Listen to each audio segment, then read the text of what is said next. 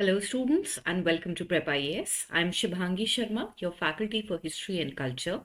And students, as a part of this particular series, we are conducting a crash course for History and Culture.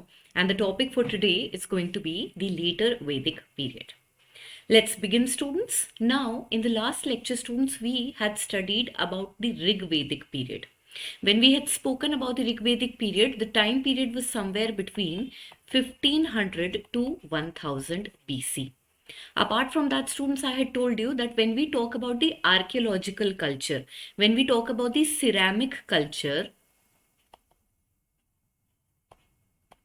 of the Rig Vedic period, it included a kind of pottery which is known as painted greyware or PGW. Painted greyware or PGW. However, students, it will be important to note that when we talk about the ceramic culture of the Rig Vedic period, apart from the painted greyware, we were unable to find any kind of iron tools. Now, when we come to the later Vedic civilization, students, the time period is somewhere between 1000 to 600 BC. And here, the major change that we are seeing with respect to the ceramic culture and the archaeological tools that we have found is that along with PGW, we are also able to find iron tools altogether. तो यहाँ पे हमारे पास में एक नया change क्या आया है लेटर वैदिक पीरियड के अंदर। लेटर वैदिक पीरियड में हमें पेंटेड ग्रेवेयर पॉटरी के अलावा आयरन टूल्स भी देखने को मिलते हैं। इस कारण से स्टूडेंट्स, जो हमारा लेटर वैदिक पीरियड है उसको beginning of iron age in north India भी कहा जाता है। नॉर्थ इंडिया के अंदर आयरन एज जो है वो लेटर वैदिक पीरियड के साथ कोइंसाइड करती है।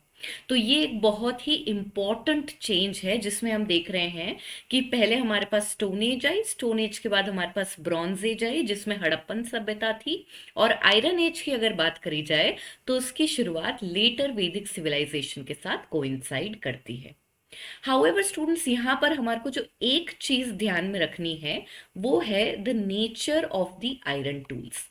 किस तरह के आयरन टूल्स हमें मिले हैं। सो बेसिकली स्टूडेंट्स, जब हम एक्सकवेशंस करते हैं तो हम देखते हैं कि जो आयरन टूल्स हैं वो हमारे पास में फॉरेस्ट क्लियरिंग के टूल्स हैं। Forest clearing plus weapons, forest clearing और वेपन्स हमारे को मिलते हैं। इसके साथ साथ आप देखेंगे हमें किसी भी तरह के agricultural, no agricultural tools are to be found in the later वैदिक पीरियड।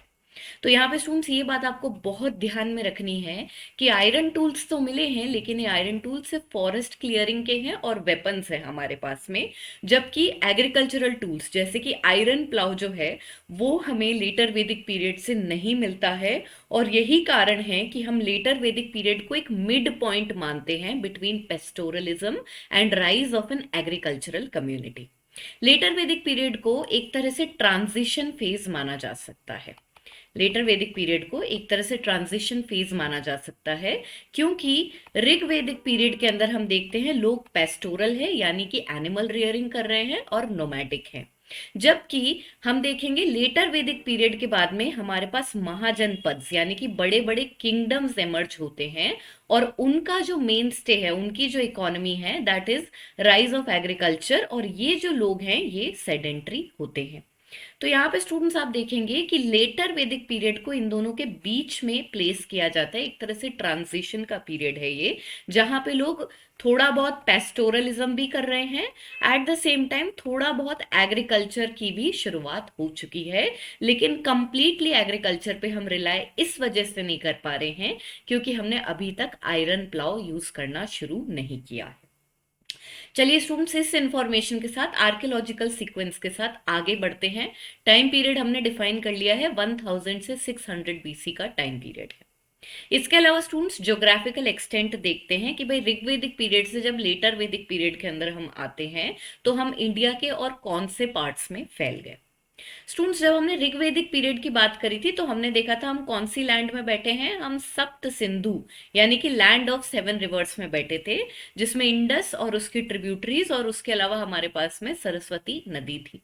ठीक है। अब यहाँ पर स्टूडेंट्स उस एरिया की अगर हम बात करें तो technically we were staying in the parts of Punjab, Haryana and some parts of Rajasthan. जिस एरिया के अंदर इंडस वैली सिविलाइजेशन फ्लरिश करी थी एक समय पर, बिल्कुल उसी जगह पर ऋग्वेदिक आर्यंस बैठे थे। लेकिन स्टूडेंट्स, मैंने आपको ऋग्वेदिक पीरियड की एक बैटल के बारे में बताया था, बैटल ऑफ टेन किंग्स। उस बैटल ऑफ टेन किंग्स में हमने देखा था कि दो ट्राइब्स थी। एक थी हमारे पास भारत ट्राइब और एक थी हमारे पास पुरु ट्राइब। और इन दोनों ट्राइब्स ने मिलके एक नई ट्राइब बनाई, कुरु ट्राइब, जो कि हमारे अपर गैंजेटिक वैली वाले रीजन में जाके सेटल हो जाती है। तो आप देखेंगे कि पंजाब, हरियाणा और राजस्थान के अलावा नया एक्सपेंशन कहाँ हो रहा है? अपर गैंजेटिक वैली में हो रहा है। और स्टेट वाइज अगर देखा जाए तो अब हम उत्तर प्रदेश की तरफ, ईस्ट इंडिया की तरफ फ्लरिश करने लग गए हैं। इस एरिया को क्लियर करने के लिए, यहाँ के जंगलों को क्लियर करने के लिए हमारे को आयरन टूल्स की मदद लेनी पड़ी। लेकिन लेटर वैदिक पीरियड के अंदर ऑलरेडी आयरन टूल्स बनने लगे हैं जो कि फॉरेस्ट क्लियर करने में हेल्प करते हैं। And that is why we see कि उत्तर प्रदेश के अंदर अब एक्सपेंशन हो रहा है। इसी के साथ साथ स्टूडेंट्स, जो एक नया फीचर लेटर वैदिक सिविलाइजेशन का है वो ये है कि ऋग्वेद के अलावा जो बाकी तीन वेद हैं हमारे, वो लेटर वैदिक पीरियड में बने हैं। तो आप देखेंगे ऋग्वेदिक पीरियड में सिर्फ एक वेद बनता है, ऋग्वेद। जबकि जो हमारे बचे हुए तीन वेद हैं, कौन से? सामवेद, यजुर्वेद और हमारा अथर्ववेद। और हमारा अथर्ववेद जो है, ये तीनों वेद जो हैं ये लेटर वैदिक पीरियड में बनेंगे। इसके अलावा स्टूडेंट्स आप देखेंगे कि ऋग्वेद जो है, ऋग्वेद की अगर बात करी जाए तो ऋग्वेद 10 मंडल्स का कलेक्शन है, 10 मंडल्स का कलेक्शन है। इसमें से माना जाता है कि जो पहला और 10वां मंडल है वो इसके लेटेस्ट एडिशंस है। लेटेस्ट माने सबसे लेट बने थे। तो ये जो पहले और 10वें मंडल हैं ये आप देखेंगे लेटर वैदिक पीरियड में बने हैं। तो अगर मैं आपसे पूछूं कि भाई कौन सी नई लिटरेचर बनी थी लेटर वैदिक पीरियड में, तो आप मुझे बताएंगे मैम सामवेद, यजुर्वेद, अथर्ववेद और पहला और 10वां ऋग्वेद का जो मंडल था वो लेटर वैदिक पीरियड में बनता है। इसके अलावा स्टूडेंट्स आप देखेंगे कि हमारे पास दो और किताबें हैं, दो और टाइप की किताबें हैं जिन्हें हम कहते हैं ब्राह्मण और आरण्यक। ब्राह्मण और आरण्यक, ये जो है, वन सेकेंड,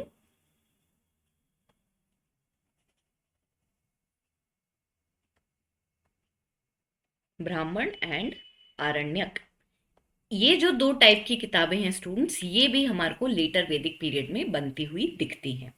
ब्राह्मण की अगर हम बात करें स्टूडेंट्स, तो ब्राह्मण वो किताबें होती हैं जो कि यज्ञ करने की विधियों को ठीक से समझाती हैं कि भाई यज्ञ करने के लिए क्या क्या सामग्री लगेगी, किस तरह से भगवानों को इन्वोक करना चाहिए, ये सारी इंफॉर्मेशन हमें ब्राह्मण में मिलती है। और हर वेद के साथ कोई ना कोई ब्राह्मण अटैच्ड होता है। उसके अलावा स्टूडेंट्स हमारे पास में आरण्यक हैं। आरण्यक का मेन टर्म जो है वो है आरण्य, और आरण्य का मतलब होता है फॉरेस्ट, और इसीलिए हम आरण्यक को फॉरेस्ट बुक्स बोलते हैं। आरण्यक के अंदर ऐसे टॉपिक्स डिस्कस किए गए हैं जो कि जब कोई इंसान फॉरेस्ट की तरफ रिटायर कर जाता है, यानी कि उम्र में थोड़ा बड़ा हो जाता है, तब वो उन टॉपिक्स को पढ़ सकता है। इसके अंदर आप देखेंगे ज्यादातर थोड़े फिलोसॉफिकल डिस्कशंस हैं। फिलोसॉफिकल डिस्कशंस के अंदर जैसे कि हम कहाँ से आए हैं, हमारी जिंदगी का एम क्या है, मरने के बाद क्या होता है। मेटाफिजिकल थ्योरीज हैं जैसे कि यूनिवर्स कैसे बना, यूनिवर्स मतलब किस समय पर बना, कैसे खत्म होगा। तो इस तरह के कुछ जो टॉपिक्स हुए जो एक बड़ी उम्र में पढ़े जा सकते हैं, स्पेशली जब आप फॉरेस्ट की तरफ रिटायर कर जाते हैं, जब आपने अपनी नॉर्मल लाइफ जी ली है, वो टॉपिक्स आरण्यक्स के अंदर कवर किए जाते हैं। तो फाइनली स्टूडेंट्स, जिस्ट में अगर हम देखें लिटरेचर में क्या क्या कंपोज हुआ है, बचे हुए तीन वेद, सामवेद, यजुर्वेद, अथर्ववेद, और उसके अलावा पहला और 10वां ऋग्वेद का मंडल, एंड इसके अलावा ब्राह्मण और आरण्यक, ये सारी किताबें लेटर वैदिक पीरियड के अंदर जो हैं वो बनने लगती हैं। इस इंफॉर्मेशन के साथ स्टूडेंट्स आगे बढ़ते हैं। हमें जो ऑब्जर्व करना है लेटर वैदिक पीरियड में वो ये देखना है कि भाई किस किस तरह की ट्राइब्स थी। उसके अलावा सोसाइटी, पॉलिटी और इकोनॉमी कैसी थी लेटर वैदिक पीरियड की। यहाँ पे स्टूडेंट्स स्लाइड चेंज करने से पहले एक बार मैं आपको फिर से याद दिलाना चाहती हूँ कि लेटर वैदिक पीरियड को ट्रांजिशनल फेज कहा जाता है। ट्रांजिशनल फेज इसलिए कहा जाता है क्योंकि यहाँ पे ना तो हम अब पेस्टोरल यानी कि एनिमल रियरिंग कम्युनिटी रहे हैं और ना ही हम एक कंप्लीटली एग्रीकल्चरल सोसाइटी बन गए हैं। We are somewhere in the middle and that is why it is considered as a transitionary phase all together. With this, students, let's proceed further and understand about the use of iron in the later Vedic period.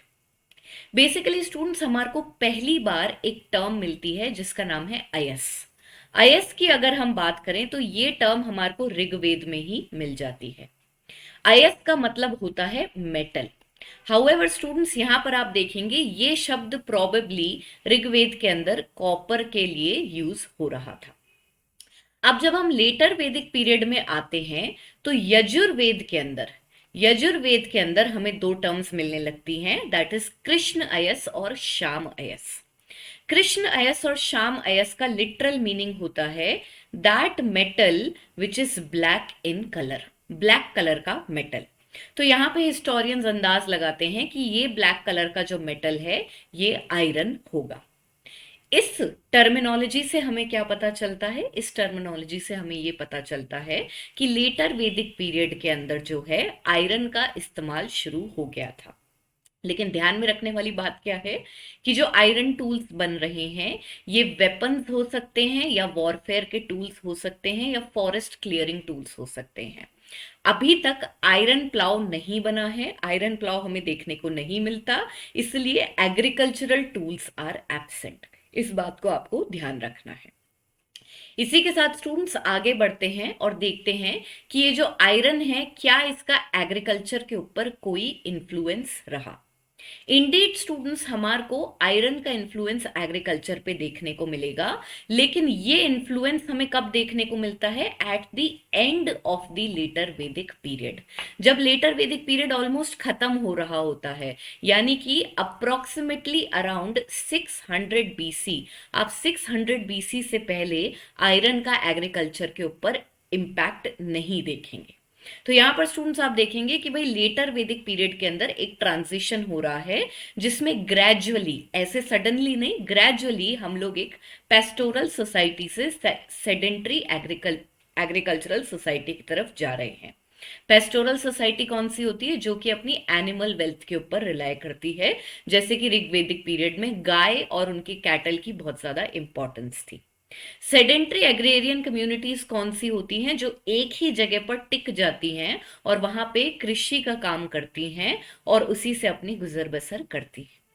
तो यहां पर आप देखेंगे transition चल रहा है, ना तो हम कंप्लीटली पेस्टोरल हैं ना ही हम कंप्लीटली अग्रेरियन सोसाइटी बन गए हैं, हम समवेयर इन द मिडिल हैं। दोनों चीजें एक साथ चल रही हैं। यहाँ पे स्टूडेंट्स आप देखेंगे कि आयरन टिप्ड प्लाउ शेयर जो है और आयरन टिप्ड हो, प्लाउ क्या होता है स्टूडेंट्स? हल होता है। हमें पता है कि जमीन को जोतने के लिए हल की जरूरत होती है, और आयरन का जो प्लाउ होता है वो हमारे लिए टफेस्ट से टफेस्ट लैंड को जोतने में हेल्प करता है। और इसीलिए आयरन प्लाउ का इन्वेंशन एग्रीकल्चर में एक बहुत बड़ी चीज थी, जिसकी वजह से हम डिफिकल्ट से डिफिकल्ट टेरेन्स के अंदर एग्रीकल्चर कर पाए। तो यहां पर आप देखेंगे इंडीड जैसे ही हम आयरन प्लाव बनाने लगते हैं वो हमारी एग्रीकल्चर करने की एफिशिएंसी को कई टाइम्स बढ़ा देता है और इसकी वजह से हमारे पास एग्रीकल्चरल सरप्लस आ जाता है।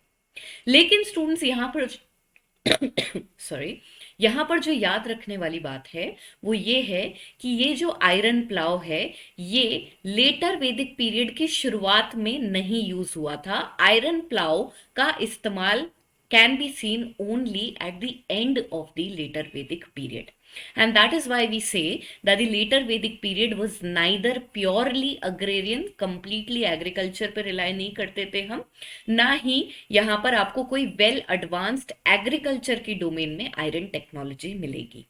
इनफैक्ट स्टूडेंट्स आप देखेंगे कि हमार को आर एस शर्मा ये बताते हैं कि लेटर वैदिक पीरियड में अभी भी वुड का बना हुआ प्लाव इस्तेमाल किया जा रहा था और इसकी वजह से हम देखते हैं एग्रीकल्चर नहीं है। Because we are using a wood plough, this prevented agricultural surplus in the later वैदिक period. It is only at the end of the later Vedic period that we start seeing the use of iron plow, because of which we see that the Mahajanapads emerge. तो यहाँ पे again transitional phase है, completely कोई भी चीज नहीं चल रही है, 60-40 50-50 का हिसाब चल रहा है कि थोड़ा बहुत एनिमल रियरिंग भी हो रही है, थोड़ी बहुत एग्रीकल्चर भी हो रही है. आयरन की अगर हम बात करें तो आयरन टूल्स किस टाइप के हैं? फॉरेस्ट क्लियरिंग टूल्स हैं. आयरन प्लाउ अभी भी यूज नहीं हो रहा, वुडन प्लाउ यूज हो रहा है, और इस वजह से अभी हम कंप्लीटली अग्रेरियन सोसाइटी नहीं बनी है. इसी के साथ स्टूडेंट्स आगे बढ़ते हैं और इकोनॉमी का डिस्कशन करते हैं.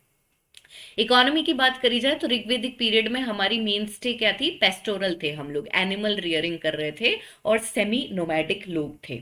लेकिन लेटर वैदिक पीरियड में पेस्टोरलिज्म हमारी मेन सबसिस्टेंस एक्टिविटी नहीं है.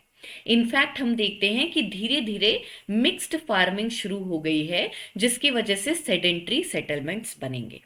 अगेन स्टूडेंट्स, यहां पर मैंने आपको बता दिया ये सब ग्रेजुअल डेवलपमेंट्स हैं, और सेडेंट्री सेटलमेंट्स की जो सबसे ज्यादा तादाद है वो आपको लेटर वैदिक सिविलाइजेशन के एंड में देखने को मिलेगी, अराउंड 600 बीसी. ऑलराइट स्टूडेंट्स, इसके साथ में आगे बढ़ते हैं और देखते हैं कि भाई इकोनॉमी के अलावा, आयरन के यूज के अलावा क्या रिलीजन और सोसाइटी के अंदर भी कोई चेंजेस आए.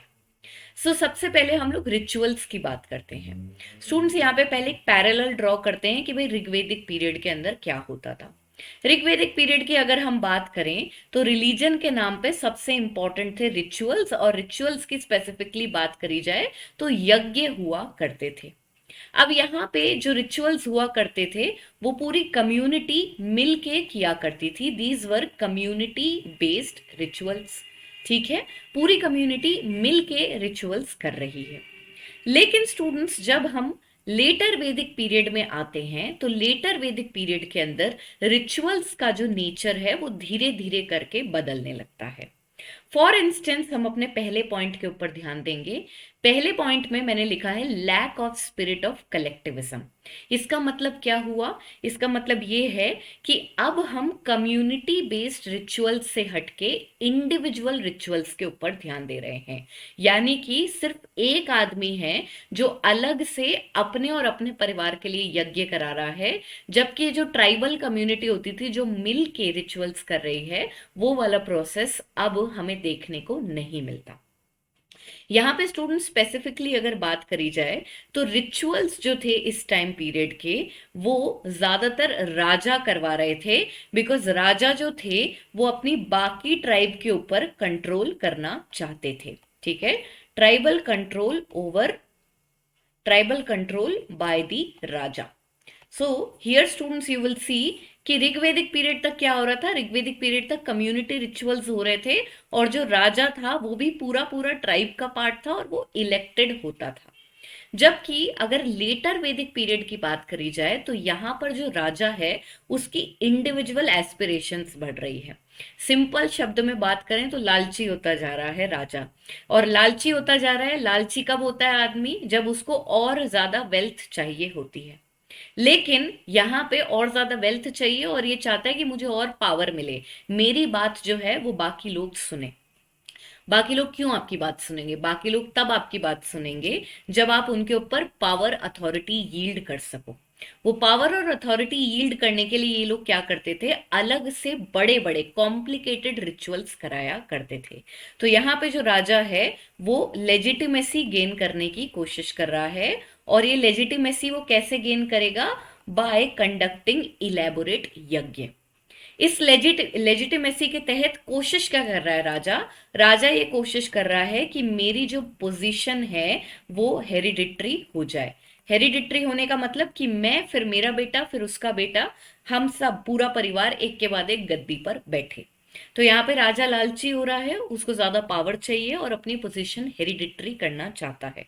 अपनी पोजीशन हेरिडिटरी करने के लिए उसको लेजिटिमेसी चाहिए, और ये लेजिटिमेसी उनको कहाँ से मिल रही है? ये लेजिटिमेसी उनको बड़े बड़े यज्ञ कर कर मिल रही है, और ये जो यज्ञ थे अब कम्युनिटी नहीं, ये अकेले बैठ के कर रहे हैं. इनका आइडिया क्या है? The idea is to establish control over the tribe. Tribe पे कंट्रोल करने के लिए बड़े बड़े यज्ञ अकेले राजा करवा रहा है। अब स्टूडेंट्स यहां पर आप देखेंगे कि ये जो बड़े बड़े यज्ञ हैं, ये जो इलेबोरेट रिचुअल्स हैं, ठीक है, इनको कोई भी आदमी अपने मन से बैठ के अकेला तो कर नहीं सकता। इसके लिए हमारे को एक स्पेशलाइज्ड पर्सन चाहिए। वो स्पेशलाइज्ड पर्सन यहाँ पर कौन है? वो स्पेशलाइज्ड पर्सन यहाँ पर है पुरोहित या फिर प्रीस्ट। ये पुरोहित या प्रीस्ट जो होता था, ये ब्राह्मण कम्युनिटी से आता था। और हम देखेंगे क्योंकि सिर्फ पुरोहित ही वो रास्ता था जो कि ये बड़े बड़े रिचुअल्स करवा सके, इस वजह से इसकी पावर भी राइज होने लग गई। तो हम देख रहे हैं लेटर वैदिक पीरियड में दो जनों की पावर बढ़ रही है। एक तो हो गया राजा और दूसरा हो गया पुरोहित। पुरोहित की पावर राजा के एस्पिरेशंस की वजह से बढ़ रही है, क्योंकि राजा चाहता है कि मैं बड़े बड़े रिचुअल्स करके अपनी ट्राइब के ऊपर कंट्रोल इस्टेब्लिश कर सकूं। और इसमें उसकी मदद कौन कर रहा है? पुरोहित कर रहा है। तो ये दोनों एक दूसरे की दुकान चलवाने में हेल्प कर रहे हैं। मोर ओवर स्टूडेंट्स, मैंने आपको बताया कॉम्प्लिकेटेड रिचुअल्स हैं और सिर्फ पुरोहित करवा सकता है, इसीलिए इसकी पावर भी बढ़ रही है। At the same time students, rituals की अगर बात करी जाए तो हमें एक और चेंज देखने को मिलता है, और ये change is in the concept of the recipients of the gift. पहले हमने देखा था कि जब भी कोई कम्युनिटी यज्ञ होते थे, उसके बाद में राजा जो होता था, राजन जो होता था, वो अपनी ट्राइब के लोगों को एक तरह से ब्राइब करने के लिए, उनको खुश रखने के लिए खुद आगे से गिफ्ट्स देता था। जबकि अब राजा जो है उसने अपनी टेंडेंसी चेंज कर ली है, और अब ये गिफ्ट्स जो हैं सिर्फ और सिर्फ पुरोहित को मिलते हैं। ये जो गिफ्ट्स हैं सिर्फ और सिर्फ पुरोहित को मिलते हैं ओवर द एंटायर ट्राइब। तो ट्राइब की जगह सिर्फ पुरोहित को गिफ्ट्स मिल रहे हैं, यानी कि ज्यादा पैसा किसके हाथ में आ रहा है? पुरोहित के हाथ में आ रहा है। एंड अगेन स्टूडेंट्स, हम इससे किस कंक्लूजन पे आते हैं कि दो प्रोफेशंस ज्यादा पावरफुल हो रहे हैं, that is of the raja and the second is of the purohit. तो ये चेंज है जो हमें ऋग्वेदिक पीरियड के कंपैरिजन में लेटर वैदिक पीरियड में देखने को मिलता है। With this, students, let's proceed further and also understand the changes in the concept of land and in the changes in the concept of community ownership. यहां पर भी हम एक पैरेलल ड्रॉ करते हैं ऋग्वेदिक पीरियड से। ऋग्वेदिक पीरियड की अगर बात करी जाए तो ऑल दी एसेट्स, जितने भी एसेट्स होते थे कम्युनिटी, जितने भी एसेट्स होते थे, चाहे वो लैंड हो गई चाहे वो कैटल हो गई, all the assets were community owned. सब कुछ कम्युनिटी के अंदर डिवाइडेड होता था, ठीक है। अब जब हम लेटर वैदिक पीरियड में आते हैं तो हम देखते हैं कम्युनिटी ओनरशिप की जगह पावर जो है वो कुलापा के हैंड में जा रही है। कुलापा कौन होता था स्टूडेंट्स? एक कुल का हेड। आपकी दूर दराज की फैमिली में जो सबसे बड़ा एल्डेस्ट मेल मेंबर हो गया, उसको कुलापा बोला जाता है। तो पहले यहाँ पर हमारे पास कम्युनिटी ओनरशिप होती थी कि भाई हमारी ट्राइब की, हमारे जन की लैंड है। ट्राइब का मतलब होता था जन, हमारे जन की लैंड है। लेकिन यहां पर अब चेंज आ रहा है, जहां पे हम देखते हैं कि लेटर वैदिक पीरियड में लैंड जो है वो एक कुल ओन करता है कि भाई मेरे कुल की लैंड है, हमारी जनरेशन वाइज ये लैंड की ओनरशिप हमारे पास है। तो यहां पर आप देखेंगे कि ओनरशिप के अंदर चेंजेस आ रहे हैं, जहां पे पहले कम्युनिटी ओनरशिप होती थी लेकिन अब फैमिली ओनरशिप होने लग गई है। इसी कॉन्टेक्स्ट में स्टूडेंट्स आप देखेंगे कि ट्राइब की जो वैल्यू है, ट्राइब या जन की जो वैल्यू है वो डिक्रीज होने लगेगी, और इसकी जगह लैंड या फिर जनपद, जनपद वो एरिया जहां पर हम देखते हैं कि कोई भी पर्टिकुलर ट्राइब सेटल हो रही है, उसकी वैल्यू ग्रेजुअली इंक्रीज होने लग जाएगी। क्योंकि ये एक ट्रांजिशन फेज है, तो हम देखेंगे इसका एंड आते आते जनपद की वैल्यू बहुत ज्यादा बढ़ जाएगी, और इस वजह से हमारे देश में महाजनपद देखने को मिलेंगे। इस चेंज के अलावा स्टूडेंट्स आप देखेंगे क्योंकि लैंड ओनरशिप की तरफ अब ज्यादा ध्यान दिया जा रहा है ओवर द ट्राइब, इस वजह से लेटर वैदिक पीरियड में वर्ण आश्रम का जो सिस्टम है, वर्ण व्यवस्था का जो सिस्टम है, वो ज्यादा पॉपुलर हो जाएगा। इसके अंदर हम देखेंगे कि हमारे 4 वर्ण एमर्ज होंगे। ये जो 4 वर्ण हैं, इसमें हमारे पास टॉप में बैठे हैं ब्राह्मण। ब्राह्मण के बाद हमारे पास होते हैं क्षत्रिय। क्षत्रिय के बाद हमारे पास में है वैश्य, और वैश्य के अलावा जो हमारे पास चौथा वर्ण है वो होते हैं शूद्र। यहाँ पे स्टूडेंट्स जो बात आपको याद रखनी है वो ये है कि लेटर वैदिक पीरियड में वर्ण व्यवस्था आ तो गई थी, ठीक है, वर्ण व्यवस्था की बात चलने तो लगी थी, लेकिन बहुत रिजिडिटी नहीं थी, ठीक है, बहुत रिजिडिटी नहीं थी। बिसाइड्स इनिशियली जो हमने वर्ण व्यवस्था चालू करी थी, that was on the basis of profession, that was on the basis of profession and not on the basis of birth। तो हम देख रहे हैं प्रोफेशन के बेसिस पर हमारे पास में वर्ण व्यवस्था थी, ना कि बर्थ के बेसिस पे, जिसमें कि जो लोग रिचुअल्स का काम करते थे या जो भी प्रीस्टली क्लास होती थी उनको हम कहते हैं ब्राह्मण। जो लोग रूलिंग और एडमिनिस्ट्रेशन में थे, जो रूलिंग क्लास थी, उनको हम कहते थे क्षत्रिय। जो लोग ट्रेडिंग का काम करते थे या फिर एग्रीकल्चर किया करते थे उनको हम कहते थे वैश्य। और जो लोग सबसे मिनियल काम किया करते थे, सर्विस किया करते थे, एक तरह से सर्व करते थे सर्वेंट्स, उनको हम बोलते थे शूद्र। इनका मेन रोल क्या था? सर्विस ऑफ अदर थ्री वर्ण। तो जो सबसे मीनियल काम किया करते थे, मान लीजिए साफ सफाई का काम हो गया, इस तरह की चीजें जो किया करते थे उनको हम शूद्र मानने लग गए थे। तो प्रोफेशन के बेसिस पर हमने वर्ण व्यवस्था बनाई थी, लेकिन यहाँ पर भी आप देखेंगे कि अपना प्रोफेशन चेंज करना कोई हार्ड एंड फास्ट रूल नहीं था।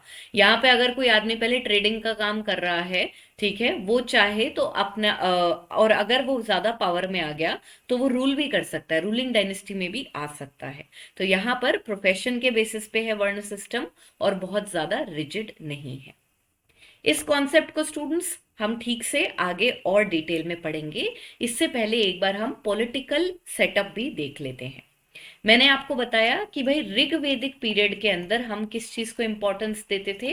अपनी जन या ट्राइब को इंपॉर्टेंस देते थे। हमारी जो पहचान होती थी वो हमारी ट्राइब से होती थी। जबकि अगर हम आज की बात करें तो मैं आपसे पूछूं आप क्या हो, तो सबसे पहले आप बोलोगे आई एम एन इंडियन, ठीक है। तो हम अपनी लैंड के बेसिस पे, जिस कंट्री में हम पैदा हुए हैं, उसको हम अपनी पहली पहचान मानते हैं। लेकिन ऋग्वेदिक पीरियड के अंदर हम अपनी ट्राइब से अपनी पहचान बनाते थे।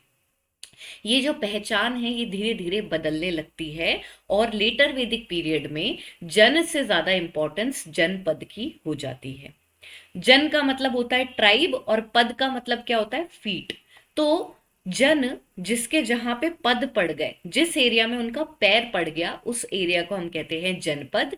यानी कि वो एरिया जिसमें जाके एक पर्टिकुलर ट्राइब सेटल हुई है, उस एरिया को जनपद कहा जाता था। और अब हम ट्राइब से ज्यादा लैंड के ऊपर फोकस कर रहे हैं। इसी के साथ साथ स्टूडेंट्स आप देखेंगे कि हमारे को लेटर वैदिक किताबों में एक शब्द मिलता है जिसे हम कहते हैं राष्ट्र। ये जो राष्ट्र शब्द है इसको आप आज के टाइम से कंपेयर मत करिए। आज के टाइम से राष्ट्र का मतलब होता है कंट्री। तो यहाँ पे ऑल दो जो राष्ट्र शब्द है वो टेरिटरी के लिए यूज किया गया था, लेकिन कंटेम्पररी टाइम्स में राष्ट्र शब्द जो कि एक नेशनैलिटी के साथ जोड़ा जाता है, वो कॉनोटेशंस लेटर वैदिक पीरियड में नहीं है। इसके अलावा स्टूडेंट्स मेन ट्राइब्स देखते हैं कि भाई लेटर वैदिक पीरियड के अंदर हमारे पास कौन सी मेन ट्राइब्स थी। सो बेसिकली हमारे पास एक ट्राइब तो कुरु ट्राइब है। कुरु ट्राइब की बात मैं आपसे ऑलरेडी कर चुकी थी। बैटल ऑफ टेन किंग्स के तहत हमने देखा कि एक ट्राइब जीत गई जो कि थी भारत ट्राइब, और हारने वाली ट्राइब्स में से हमारे पास एक ट्राइब थी पुरु ट्राइब। इन दोनों ने हाथ मिलाए और मिलके ये बन गए कुरु ट्राइब, जो कौन से एरिया में जाके सेटल हो गए? अपर गैंजेटिक दोआब में जाके ये ट्राइब सेटल हो गई। इसके अलावा जो दूसरी मेन ट्राइब हमारे पास लेटर वैदिक पीरियड में है, इसका नाम है पांचाल ट्राइब। पांचाल ट्राइब की बात करी जाए स्टूडेंट्स तो ऋग्वेदिक पीरियड की दो ट्राइब्स ने हाथ मिलाए और वो पांचाल ट्राइब बन गए, जिनका नाम है तुर्वशाज एंड क्रिवीज। तो तुर्वशा और क्रिवी ने मिलके पांचाल ट्राइब बनाई, और ये जो ट्राइब थी ये कहाँ जाके सेटल हो गई? ये सेटल हो गई इन दी मिडिल गैंजेटिक दोआब रीजन। अगर इन दोनों की स्टेट वाइज बात करी जाए तो स्टेट जो है वो उत्तर प्रदेश ही लगता है, लेकिन यहाँ पर हम देखते हैं कि अपर और मिडिल गैंजेटिक दोआब के अंदर अब हम और फैल गए हैं, ईस्ट इंडिया की तरफ हम ज्यादा फैलने लगे हैं। ये दोनों ट्राइब्स जो हैं स्टूडेंट्स, लेटर वैदिक पीरियड तक आते आते बहुत पावरफुल हो जाएंगी, अग्रेरियन सेटलमेंट्स बन जाएंगे, ये सिटीज का इमरजेंस होने लगेगा। और इस वजह से हम कहते हैं कि at the end of the later वैदिक period, due to agricultural surplus, there is emergence of cities और kingdoms which are known as महाजनपद।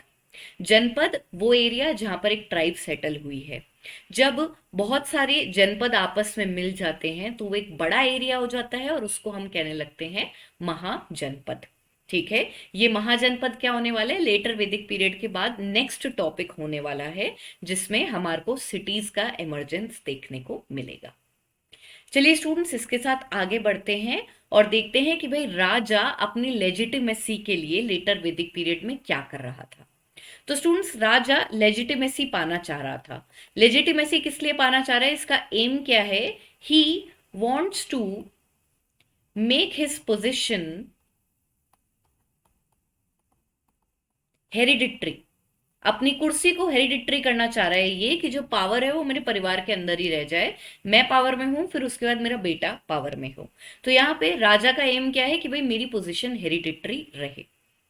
इसकी वजह से वो क्या कर रहा है, पुरोहित की मदद ले रहा है, प्रीस्ट की मदद ले रहा है और बहुत ज्यादा इलेबोरेट रिचुअल्स करा रहा है। इन इलेबोरेट रिचुअल्स के तहत आप देखेंगे स्टूडेंट्स, 3 यज्ञ बहुत ज्यादा पॉपुलर हो जाते हैं लेटर वैदिक पीरियड में, जिसमें एक है हमारा राजसूय, दूसरा है अश्वमेध और तीसरा है वाजपेय। ये 3 मेजर सैक्रिफाइसेस हैं जो कि काफी इलेबोरेट थे, साल साल भर चलते थे, इस तरह के यज्ञ थे ये। और इनको कौन कंडक्ट करा रहा है, राजा। नेचुरली अगर इतने इलेबोरेट और कॉम्प्लिकेटेड रिचुअल्स हैं तो हमें पुरोहित की जरूरत पड़ेगी, उसके अलावा इतने बड़े यज्ञ को कराने के लिए आपको बहुत ज्यादा पैसा चाहिए। तो अगर कोई भी इंसान इस तरह की यज्ञ अकम्प्लिश करा लेता था तो उसकी सोसाइटी के अंदर बहुत वाहवाही हो जाती थी और इस वजह से उसको लेजिटिमेसी मिलती थी कि ये अमीर आदमी है, बड़ा आदमी है। ठीक है, तो यहाँ पे हमारे पास ये 3 मेजर यज्ञ हैं। इसमें से सबसे पहले यज्ञ की बात करते हैं कि भाई राजसूय सैक्रिफाइस क्या होता था। राजसूय सैक्रिफाइस जो था स्टूडेंट्स, इसको कंप्लीट करने वाला जो भी आदमी होता था, यज्ञ करने वाला जो आदमी होता है उसको हम बोलते हैं यजमान। ठीक है, उसको हम बोलते हैं यजमान। तो जो यजमान राजसूय सैक्रिफाइस कंप्लीट कर लेता था उसके लिए कहा जाता था that divine authority divine authority is conferred on the यजमान टू रूल। यानी कि जिस बंदे ने राजसूय सैक्रिफाइस कंप्लीट कर लिया उसको भगवान ने अथॉरिटी दे दी कि तुम अब रूल कर सकते हो, तुम अब रूलिंग क्लास बन गए हो। ठीक है, उसके अलावा सबसे पॉपुलर जो यज्ञ था उसे अश्वमेध कहा जाता था। स्टूडेंट्स, अश्वमेध की अगर हम बात करें तो अश्वमेध का हमारे को ऑलरेडी जो एक तरह से रेफरेंस है वो ऋग्वेद के अंदर ही मिल जाता है, लेकिन ऋग्वेद में एक बहुत ही माइनर सा रिचुअल था। जबकि लेटर वैदिक पीरियड तक आते आते अश्वमेध सबसे पॉपुलर यज्ञ बन जाता है, जिसको जो भी राजा कंप्लीट करा देता है उसकी मीलों दूर तक वाहवाही हो जाती है। अश्वमेध यज्ञ की अगर हम बात करें स्टूडेंट्स, तो अश्वमेध यज्ञ के अंदर बेसिकली क्या होता था, एक घोड़ा होता था, हमारे पास में एक हॉर्स है, राजा का घोड़ा होता था, उसको फ्रीली छोड़ दिया जाता था कि भाई तुम फ्री हो इस टेरिटरी में रन करने के लिए। मान लीजिए ए पॉइंट है, ए पॉइंट पे उनके राजा के घोड़े को खुला छोड़ दिया गया है। अब यहां से वो घोड़ा भागना शुरू करता था। जितने एरिया के अंदर वो घोड़ा भागकर पहुंच रहा है वो कंप्लीट एरिया माना जाता था कि राजा की डोमेन में आ गया। जहां पे वो घोड़ा भाग रहा है बीच में अगर उससे कोई आदमी रोक लेता है तो ये माना जाता था कि वो राजा की अथॉरिटी को चैलेंज कर रहा है। अगर आप देखेंगे तो नेचुरली ऐसा होता नहीं था, कोई भी राजा की अथॉरिटी को चैलेंज नहीं करता था। और अश्वमेध का मेन कॉन्सेप्ट क्या है कि जो रॉयल हॉर्स है, he is let loose to run over a huge territory, and if he is hindered by somebody then it is considered as a challenge to the ruling power of the raja, and if not then the entire territory comes under the jurisdiction of that particular raja। इस point को यहां पे मैं आपके लिए लिख भी देती हूं, a royal horse is let loose to run over an unclaimed territory which later becomes the part of the Rajan's kingdom. तो राजा के अंडर आ गई। अगर किसी ने इस घोड़े को रोक लिया दैट मीन्स वो राजा को चैलेंज कर रहा है और फिर बैटल होगा। इसके अलावा स्टूडेंट्स हमारे पास में जो तीसरा मेजर यज्ञ है जो राजा यूज किया करते थे अपने आप को दूसरों से बड़ा दिखाने के लिए, वो था Vajapeya. Vajapeya is basically a chariot race. इस चैरियट रेस में हमारे पास में एक तो रॉयल चैरियट है, ठीक है, और उसके अलावा राजा की जो ट्राइब के लोग होते थे उनके चैरियट्स हुआ करते थे। तो पार्टिसिपेंट्स कौन है, एक तरफ तो रॉयल चैरियट है और उसके अलावा बची हुई ट्राइब के जो लोग हैं उनके चैरियट्स हुआ करते थे। इनके बीच में चैरियट रेस होती थी और नेचुरली आप देखेंगे अगर कोई मरना नहीं चाहता है तो वो राजा के चैरियट को अपने आप जीत जाने देगा। अगर कोई राजा के चैरियट को रोकता है और या फिर राजा से पहले जीत जाता है, so again it is considered as a challenge to the authority of that raja. Ultimately, students, what is the use of these three yagya? The use of these three elaborate rituals is to gain legitimacy over the other people of the tribe. Okay और क्योंकि यहाँ पे राजा लालची होता जा रहा है तो इसकी वजह से वो अपनी पावर अकोमोडेट करने की, अप्रोप्रिएट करने की कोशिश कर रहा है। चलिए स्टूडेंट्स, इसके साथ में वर्ण आश्रम, जो हमारा वर्ण सिस्टम है, उस कॉन्सेप्ट को थोड़ा जूम इन करके पढ़ लेते हैं। तो बेसिकली स्टूडेंट्स आप देखेंगे वर्ण जो शब्द है, वर्ण जो टर्म है, ये हमें ऋग्वेद में यूज होती हुई भी दिखती है। लेकिन ऋग्वेद में जो वर्ण शब्द है वो खाली इंडिजिनस और आर्यन ट्राइब्स के बीच में डिफरेंशिएट करने के लिए यूज करी गई थी। ठीक है, इंडिजिनस और आर्यन ट्राइब्स के बीच में डिफरेंशिएट करने के लिए यूज करी गई थी। लेकिन जब हम लेटर वैदिक पीरियड में आते हैं तो एक प्रॉपर वर्ण सिस्टम बनता है जिसमें 4 वर्ण हैं, ब्राह्मण, क्षत्रिय, वैश्य और शूद्र, और इनका डिवीजन प्रोफेशन के बेसिस पर होता है। यहां पे स्टूडेंट्स अगर हम बर्थ के बेसिस पर बात करें तो वर्ण व्यवस्था बर्थ के बेसिस पर हमें लेटर वैदिक सिविलाइजेशन के एंड में देखने को मिलती है, ना कि शुरुआत में। यहाँ पे स्टूडेंट्स हम देख रहे हैं फीचर्स क्या है वर्ण सिस्टम के, एक स्टेटस जो बर्थ पे दिया जाता है, लेकिन this is something which is absent in the later वैदिक period, it will only be witnessed at the end of the later वैदिक period. Apart from that, students, you will see that as a part of the Varna system, we have hierarchical ordering of the वर्ण, जिसमें सबसे पहले ब्राह्मण आते हैं, फिर क्षत्रिय, फिर वैश्य, फिर Shudra. Apart from that students will be important to note कि वर्ण व्यवस्था के तहत हम देखते हैं कि कोई भी 2 वर्ण जो हैं वो आपस में शादी नहीं करते हैं। वर्ण एंडोगमी यानी कि मैरिजेस विद इन द वर्ण प्रैक्टिस करी जाती थी, जिससे कि ब्लड की प्योरिटी मेंटेन करी जा सके। यहां पर आप देखेंगे जैसा कि मैंने आपको बताया कि लेटर वैदिक पीरियड में वर्ण का जो कॉन्सेप्ट था वो बहुत ही रूडिमेंट्री था, यानी कि सिर्फ शुरुआत हो रही है, ऐसा नहीं है कि बहुत ही हार्ड एंड फास्ट बना हुआ है और कोई भी आदमी अपना प्रोफेशन चेंज करके अपना वर्ण चेंज कर सकता है। अनटचेबिलिटी का नोशन फॉर इंस्टेंस आपको नहीं मिलेगा, शूद्रों के साथ अनटचेबिलिटी हो रही हो, ये सब चीजें लेटर वैदिक पीरियड में नहीं थी। और इसीलिए आर्ग्यूमेंट जो चलता है वो ये चलता है कि भाई वर्ण व्यवस्था कभी भी बर्थ के बेसिस पे डिफरेंशिएशन के लिए नहीं थी। रादर अगर हम अपने स्क्रिप्चर्स पढ़ें तो वर्ण व्यवस्था खाली इस तरह से सेग्रीगेशन कर रही थी कि कौन सा प्रोफेशन हायर लेवल का है और कौन सा प्रोफेशन लोअर लेवल का है। यहाँ पे बर्थ की अगर बात करी जाए कि बर्थ पे किसी को उसका वर्ण असाइन हो रहा है, ये प्रैक्टिस हमें लेटर वैदिक पीरियड के बाद में देखने को मिलती है। Apart from this, students, as I have told you that the division of social groups on the basis of occupation alone was still flexible, यानी कि हम अपना वर्ण चेंज कर सकते हैं अगर हम अपना ऑक्यूपेशन चेंज कर लेंगे। और ये जो ऑक्यूपेशन है ये बर्थ के बेसिस पर डिपेंड नहीं करती थी। ये हार्ड एंड फास्ट रूल की कारपेंटर का बेटा कारपेंटर ही बनेगा, राजा का बेटा राजा ही बनेगा, ये हमें महाजनपद पीरियड से देखने को मिलती है। यहाँ पर स्टूडेंट्स एक पॉइंट ये है कि महाजनपद पीरियड ऑनवर्ड्स भी आपको बहुत सारे एक्सेप्शनल केसेस देखने को मिलेंगे, जिसमें कि अगर कोई ग्रुप कोई और वर्ण से भी है तो ऐसा नहीं है कि वो पावर असर्ट करने की कोशिश नहीं करते। यहाँ पर आप देखेंगे बहुत सारे नॉन क्षत्रिय कम्युनिटीज हैं जो कि क्षत्रिय स्टेटस क्लेम कर लेती हैं। अगर यहाँ पे स्टूडेंट्स मैं आपको एग्जाम्पल दूं तो सबसे फेमस एग्जाम्पल है मौर्य का। मौर्यस की अगर बात करी जाए तो चंद्रगुप्त मौर्य के लिए कहा जाता है that he was born in a lower वर्ण, लेकिन उन्होंने पावर अप्रोप्रिएट कर ली और अब जब वो इतने बड़े एम्पायर का राजा बन गया है तो उसने वहां के पंडितों को खरीद लिया, ब्राह्मण्स को खरीद लिया, उनको बोला मेरी पोजीशन लेजिटिमाइज करो और मुझे क्षत्रिय बना दो। तो आप देखेंगे कि ऑन पेपर जो आइडियल सोसाइटी है और रियलिटी में जो सोसाइटी चल रही है उसमें हमेशा डिफरेंस होता है। हिस्ट्री कभी भी ब्लैक एंड व्हाइट नहीं होती, it is a part of process जिसके अंदर हमें अलग अलग एक्सेप्शंस देखने को मिलते हैं। तो अगेन स्टूडेंट्स, वर्ण सिस्टम है तो सही, उसको रिजिड करने की कोशिश करी जा रही है, लेकिन टाइम एंड अगेन हमारे पास ऐसे लोग आएंगे जो इसके बैरियर्स तोड़ेंगे और पावर में आएंगे। That is why students we say that the Varna system could never be rigidly enforced even in the post-Vedic period.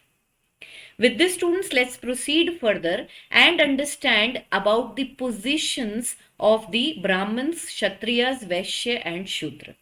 भाई हमें पता है कि वर्ण व्यवस्था बहुत ठोस नहीं है, इररिस्पेक्टिव हम देख रहे हैं कि वर्ण सिस्टम आ तो चुका है और इस वर्ण सिस्टम के तहत हम देख रहे हैं कि भाई ब्राह्मण्स की पावर तो बहुत ज्यादा राइज कर रही है। ब्राह्मण्स कौन है? हमारी प्रीस्टली क्लास है, जो पुरोहित वगैरह हो गए, जो रिचुअल्स करा रहे हैं, उनको हम देख रहे हैं कि उनकी पावर बढ़ रही है। उनकी पावर बढ़ने का कारण क्या है? उनकी पावर बढ़ने का कारण है राजा का लालच। वो राजा जो कि बाकी पूरी ट्राइब पे अपना कंट्रोल इस्टेब्लिश करना चाहता है, वो अब भर भर के पैसा दे रहा है ब्राह्मण्स को कि भाई मेरी पोजीशन को लेजिटिमाइज करो यज्ञ करा के। और क्योंकि राजा के स्टेटस में इंक्रीज आ रहा है, इस वजह से ब्राह्मण के स्टेटस में भी इंक्रीज आ रहा है। ये दोनों हाथ मिला के काम किया करते थे। इसी के साथ साथ क्षत्रिय की अगर बात करी जाए तो क्षत्रिय के स्टेटस में भी राइज आ रहा है। क्षत्रिय कौन होते हैं? आपकी रूलिंग क्लास होती है। इनके स्टेटस में क्यों राइज आ रहा है? क्योंकि हम देख रहे हैं कि राजा जो है वो अपनी पोजीशन हेरिडिटरी करने की कोशिश कर रहा है और इसमें वो मदद ले रहा है पंडितों की, प्रीस्टली क्लास की।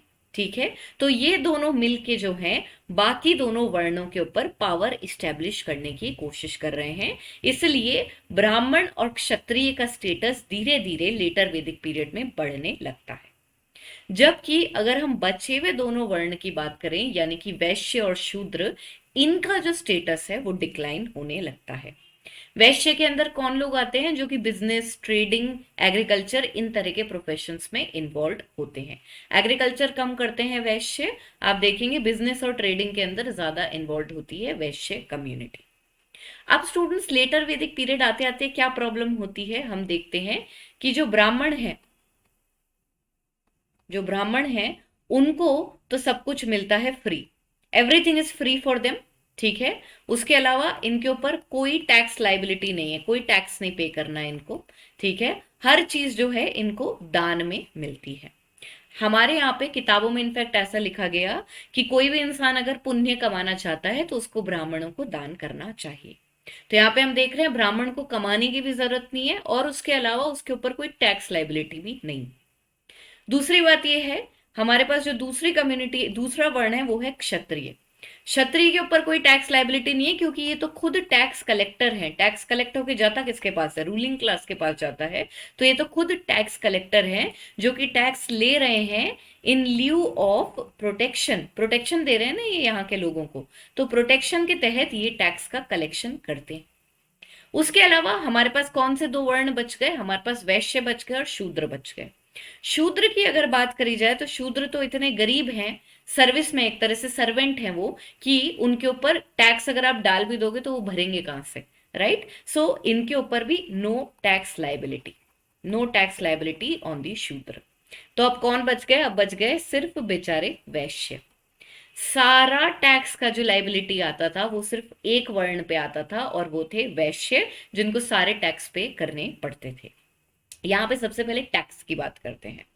टैक्स की अगर बात करी जाए तो ऋग्वेदिक पीरियड के अंदर हमारे पास बलि होता था, और बलि एक वॉलंटरी ऑफरिंग थी, यानी कि अगर हम चाहें तो हम बलि का पेमेंट करेंगे, वरना हम नहीं करेंगे। लेकिन स्टूडेंट्स, लेटर वैदिक पीरियड आते आते बलि वॉलंटरी टैक्स नहीं रहा, इनफैक्ट जरूरी हो गया कि आपको बलि का पेमेंट करना है। तो यहाँ पर स्टूडेंट्स हम देखते हैं बलि का पेमेंट करना जरूरी हो गया, और इस वजह से इसको एक रेगुलर टैक्स बना दिया गया। और कौन है, कौन सा पर्टिकुलर वर्ण है जिसको बलि का रेगुलर पेमेंट करना पड़ेगा? सिर्फ एक वर्ण बचता है, वो है वैश्य, जिसको सारी टैक्स पेमेंट करनी पड़ती थी। तो हम देख रहे हैं कि ब्राह्मण और क्षत्रिय का स्टेटस तो बढ़ता जा रहा है, शूद्र ऑलरेडी बुरी कंडीशन में है, और वैश्य जो हैं वो पावरलेस फील कर रहे हैं, क्योंकि ऑल दो उनके पास पैसा बहुत है, लेकिन सारी टैक्स लाइबिलिटी भी उनके ऊपर ही आती है। इसके साथ स्टूडेंट्स आगे बढ़ते हैं और देखते हैं कि और क्या नए नए इंस्टीट्यूशंस लेटर वैदिक पीरियड में बनते हैं। यहाँ पे स्टूडेंट्स लेटर वैदिक पीरियड की अगर बात करी जाए तो एक स्पेसिफिक इंस्टीट्यूशन है गोत्र का, जो एमर्ज होता है। ये जो शब्द है गोत्र, ये हमें ऋग्वेदिक पीरियड में भी देखने को मिलता है, लेकिन ऋग्वेदिक पीरियड में गोत्र शब्द का मतलब होता है काउस पेन। लिटरली अगर बात करी जाए तो जिस एरिया के अंदर गाय को रखा जाता था उसको गोत्र बोला जाता था। लेकिन लेटर वैदिक पीरियड आते आते इस शब्द का मीनिंग बदल गया। यहां पर लेटर वैदिक पीरियड में गोत्र शब्द का मतलब हो गया एक कॉमन एंसेस्टर, जिससे कोई भी पर्टिकुलर ट्राइब, कोई भी पर्टिकुलर जन अपनी डिसेंट ट्रेस कर रहा है। So it is signifying decent from a common ancestor. यहाँ पे स्टूडेंट्स गोत्र इंस्टीट्यूशन को और अगर डेप्थ में देखा जाए तो ये माना जाता था कि एक गोत्र के लोग जो हैं वो आपस में शादी नहीं कर सकते। यानी कि प्रैक्टिस क्या हो गई थी? प्रैक्टिस हो गई थी गोत्र एक्सोगमी। एक्सोगमी का मतलब होता है मैरिंग आउटसाइड दी गोत्र। जबकि हम इसके साथ साथ और क्या प्रैक्टिस कर रहे हैं? हम प्रैक्टिस कर रहे हैं वर्ण एंडोगमी, यानी कि marrying with in the same वर्ण। यानी कि ब्राह्मण और ब्राह्मण में शादी तो होगी, लेकिन अगर दो ब्राह्मण एक ही गोत्र के हैं तो उनकी शादी नहीं हो सकती। इनफैक्ट स्टूडेंट्स आप देखेंगे ये प्रैक्टिस आज तक चल रही है, जिसमें ऐसा माना जाता है कि एक गोत्र के जो लोग हैं वो भाई बहन होते हैं।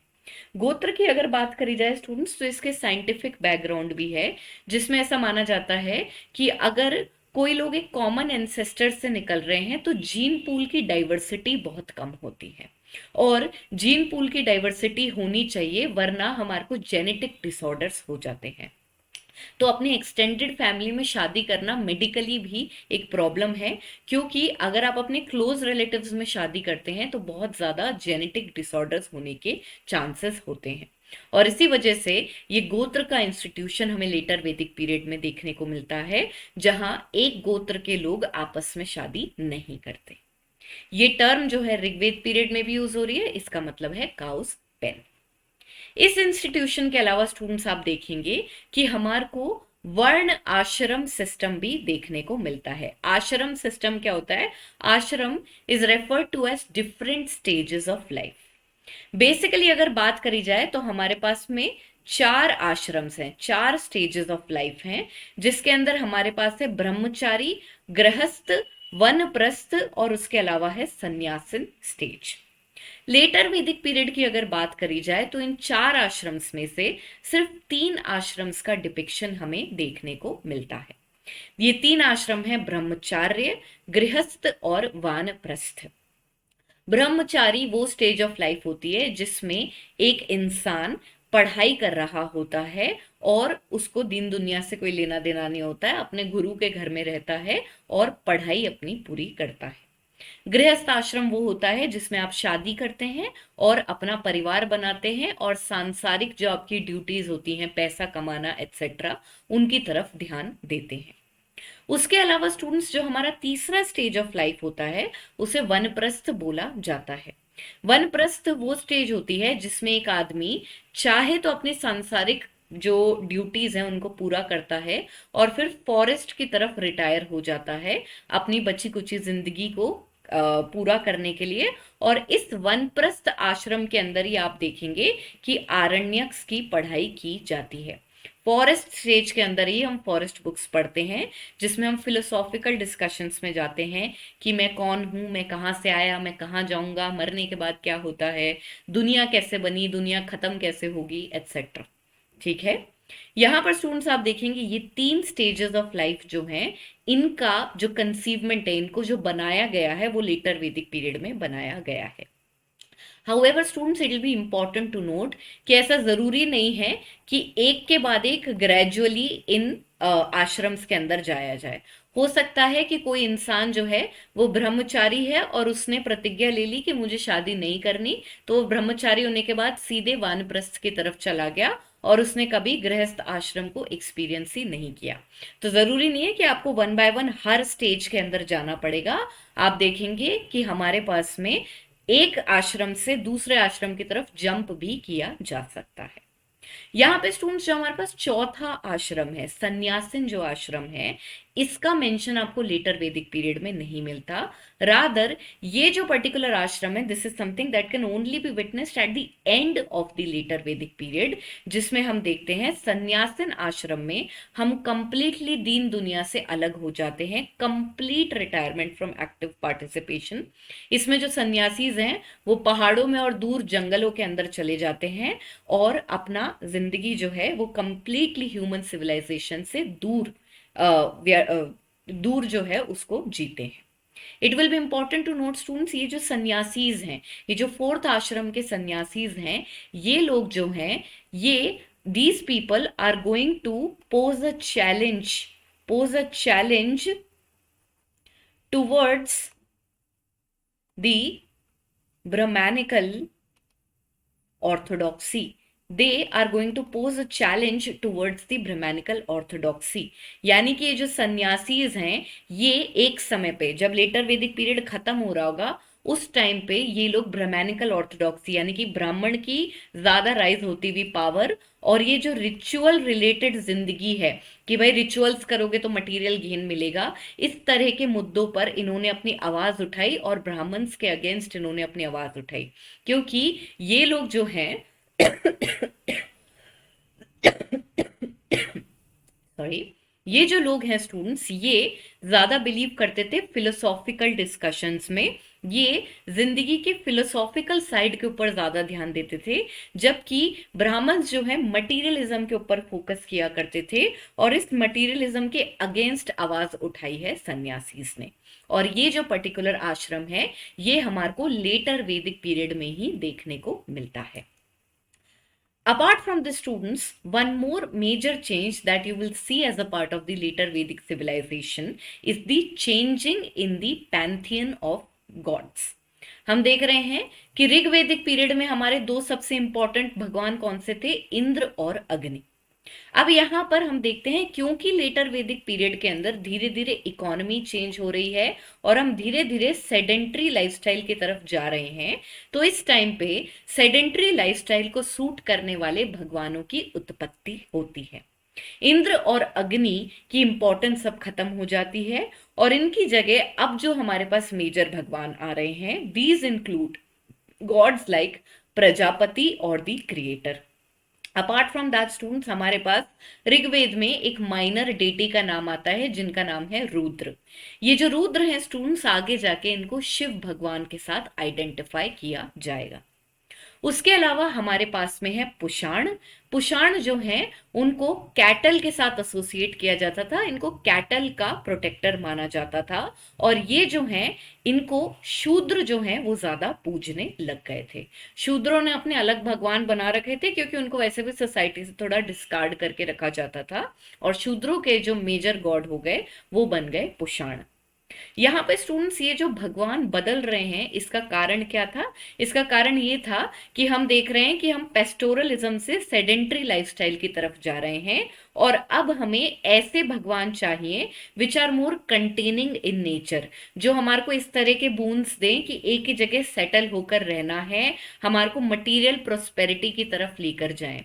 जबकि इंद्र और अग्नि नेचर के गॉड्स हैं, जिनका जो अगर हम एक तरह से नेचर देखें तो these are more disaster associated, war like associated gods all together. लेकिन जब हम सेडेंट्री एग्रीकल्चर की तरफ जा रहे हैं, सेडेंट्री लाइफस्टाइल की तरफ जा रहे हैं, तो हमें ऐसे भगवान चाहिए जो हमें शांति से एक जगह बैठने के लिए मोटिवेट करें। और इसी वजह से हम देखते हैं कि हमारे पास लेटर वैदिक पीरियड में पैंथियन बदल रहा है। इंद्र और अग्नि की जगह प्रजापति सबसे इंपॉर्टेंट भगवान बन रहे हैं। Apart from this, students, one more important thing that is associated with the later Vedic civilization is the formation of Upanishads. अब यहाँ पे आपके माइंड में ये सवाल आएगा कि मैम आपने तो बोला कि हमारे पास में 3 वेद, ब्राह्मण, आरण्यक और पहला और 10वां मंडल बना था, तो ये उपनिषद कहाँ से आ गए? उपनिषद के फॉर्मेशन की अगर बात करी जाए स्टूडेंट्स, तो ये लेटर वैदिक पीरियड में नहीं हुआ है, ये हुआ है एंड ऑफ द लेटर वैदिक पीरियड में। बेसिकली क्या होता है, हम देखते हैं लेटर वैदिक पीरियड में 2 वर्णों की पावर कुछ ज्यादा ही बढ़ती जा रही है। ये 2 वर्ण कौन से हैं? ब्राह्मण हैं और क्षत्रिय हैं। अब इन दोनों वर्णों की जब पावर बढ़ती जाती है, खास करके ब्राह्मणों की पावर बढ़ती जाती है, इस वजह से हम देखते हैं कि बचे हुए जो लोग हैं वो एक स्ट्रॉन्ग रिएक्शन देते हैं अगेंस्ट द प्रीस्टली डोमिनेशन, कि भाई ये क्या है कि इतने इलेबोरेट रिचुअल्स हैं और हम भगवान की पूजा ब्राह्मण प्रीस्टली क्लास के बिना कर ही नहीं सकते। तो यहाँ पे मटीरियलिज्म के ऊपर और प्रीस्टली क्लास के ऊपर अटैक किया जाता है towards the end of the later वैदिक पीरियड, जिसमें इन कॉम्प्लिकेटेड रिचुअल्स के ऊपर भी अटैक होता है। यहाँ पे लेटर वैदिक पीरियड में हम देखते हैं कि मटीरियलिज्म जो है इसको रिजेक्ट करके फिलोसॉफिकल डॉक्ट्रिन्स के ऊपर ज्यादा ध्यान दिया जाता है कि भाई कैसे हम एक इंसान को अपना जीवन कैसे व्यतीत करना चाहिए, कैसे अपनी मटेरियल एस्पिरेशंस को साइड में रख के अपने आप को एक अच्छा इंसान बनाने की कोशिश करनी चाहिए। तो ये मटीरियलिज्म, इलेबोरेट रिचुअल से हट के लोग जो हैं लड़ाई करते हैं और फिलोसॉफी की तरफ जाने की कोशिश करते हैं। इस फिलोसॉफी की क्वेस्ट के तहत ही हम देखते हैं कि उपनिषद्स का फॉर्मेशन होता है। यहाँ पे उपनिषद्स की अगर बात करी जाए तो ये रिचुअल्स को डिस्कार्ड कर रहे हैं और लोगों को प्रमोट कर रहे हैं कि अपने ट्रू सेल्फ को जानने की कोशिश करो, कि मैं इस धरती पे क्यों आया हूं, मेरा एम क्या है, मुझे कहाँ जाना है, एटसेट्रा। इस फिलोसॉफिकल डिस्कशन के तहत हम देखते हैं कि उपनिषद्स में 2 मेजर कॉन्सेप्ट है, आत्मन और ब्राह्मण। आत्मन और ब्राह्मण। यहाँ पे आत्मन की बात करी जाए तो आत्मन होती है आपकी इंडिविजुअल सोल या फिर individual consciousness, whereas when we talk about Brahman students, it is the universal consciousness. It is the universal consciousness. और इन दोनों का आपस में क्या तालमेल है, इस डिस्कशन को उपनिषद्स के अंदर किया जाता है। मेटाफिजिकल डोमेन है, यूनिवर्स के क्रिएशन की बात हो रही है, हमारी बात हो रही है कि भाई हम पुनर्जन्म लेते हैं क्या, कर्मों का फल क्या होता है, ये सारी चीजों के डिस्कशन उपनिषद्स में देखने को मिलते हैं। जबकि अगर हम वेदों की बात करें तो वेदों में रिचुअल्स के ऊपर ज्यादा फोकस किया गया है कि ये यज्ञ करोगे तो आपको ये मटेरियल गेन हो जाएगा, ये यज्ञ करोगे तो ये मटेरियल गेन हो जाएगा। और इस ट्रेडिशन से ब्रेक अवे करके हम देख रहे हैं कि लड़ाई होती है एक तरह से सोसाइटी में और इसके तहत उपनिषद्स बनते हैं। It will be important to note students कि जो प्रीस्टली डोमिनेशन के अगेंस्ट रिएक्शन हो रहा है, ये एक तो हमारे को सन्यासीज के थ्रू देखने को मिलता है, और उसके अलावा आप देखेंगे ब्राह्मण वर्ण के अंदर ही कई ऐसे प्रीस्ट हैं जो इस मटीरियलिज्म से चिढ़ गए हैं और फिर वो ही लोग उपनिषद्स का फॉर्मेशन करेंगे। यहाँ पे स्टूडेंट्स उपनिषद्स की बात करी जाए तो these are talking about the concept of changelessness and indestructibility of the soul, यानी कि चाहे से हमारा शरीर खत्म हो जाए लेकिन हमारी आत्मा कभी भी खत्म नहीं होती। और इस तरह के जो कॉन्सेप्ट्स हैं वो इंसान को स्टेबल करते हैं, उसको अपनी एस्पिरेशंस को कंटेन करने में हेल्प करते हैं। और क्योंकि अब हम एक घुमक्कड़ लाइफस्टाइल से हट के एक सेडेंट्री लाइफस्टाइल में आ रहे हैं जिसमें हमें अब इसी जगह पर रहना है, उस टाइम पे इस तरह के जो थॉट्स हैं और प्रोसेसेस हैं वो कंटेम्प्ररी पॉलिटिकल सिचुएशन के साथ रिलेटिवली ज्यादा मैच करते हैं।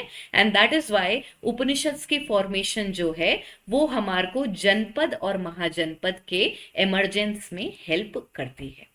तो यहाँ पर स्टूडेंट्स हम देखेंगे कि बची हुई लिटरेचर के अलावा स्पेसिफिकली उपनिषद्स का फॉर्मेशन हो रहा है, लेकिन it is happening in the end of the later वैदिक period as a result of a reaction against the priestly domination. तो यहाँ पर students with this we have come to an end of the later वैदिक period.